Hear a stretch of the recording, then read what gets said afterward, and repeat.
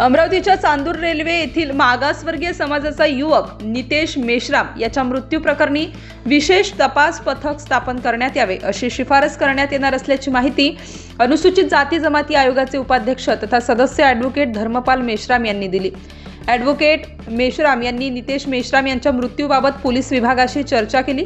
आयोगाकडे तक्रार आल्यानंतर या प्रकरणी चौकशी करण्यात आली। तसेच डॉक्टर, सुरक्षा रक्षक, बाह्य रुग्ण विभागातील कर्मचारी बयान घेण्यात आले। 13 जून रोजी नितेश मेश्राम याचा रुग्णालयात मृत्यू झाला आहे। या प्रकरणी पोलिसांनी तपासात निष्काळजीपणा केल्याने गुन्हे दाखल करावे तसेच अनुसूचित जाती जमाती अत्याचार प्रतिबंधक कायद्यानुसार गुन्हे दाखल करण्याचे निर्देश देण्यात आले आहे।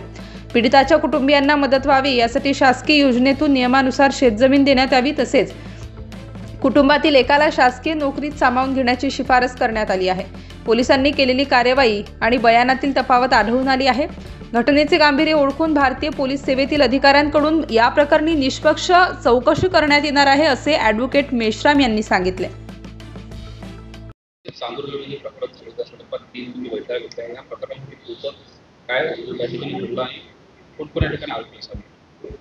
चांदूर रेल्वे येथील एक गरीब अनुसूचित जाती प्रवर्गातील बौद्ध समाजाचा तरुण नितेश मेश्राम याची दुर्दैवी मृत्यू झालेला आहे।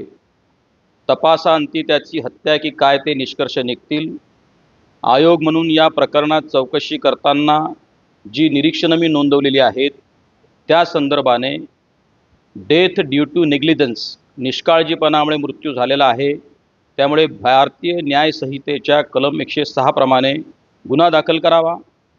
हा अनुसूचित जाती प्रवर्गातला असल्याने त्याच्या विरुद्ध ॲट्रॉसिटीची प्रकरणं देखील कलम लावावीत अशा पद्धतीचे निर्देश मी दिलेले आहेत।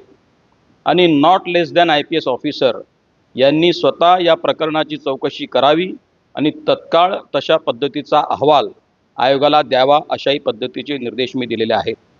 यामध्ये ॲट्रॉसिटी कलमांची वाढ करून सामाजिक न्याय विभागाने या मृतक परिवारातल्या एका सदस्याला शासकीय नोकरी द्यावी, त्याला बागायती किंवा कोरडवाहू अशा पद्धतीची जमीन नियमाप्रमाणे द्यावी आणि त्याच्या परिवाराला पेन्शन देखील द्यावी अशा पद्धतीचे निर्देश मी आजच्या बैठकीत ही बैठक समाप्त करताना दिलेले आहेत। 7 महिने झाले अद्यापर्यंत न्याय मिळाला उपोषणाला सुद्धा बसले।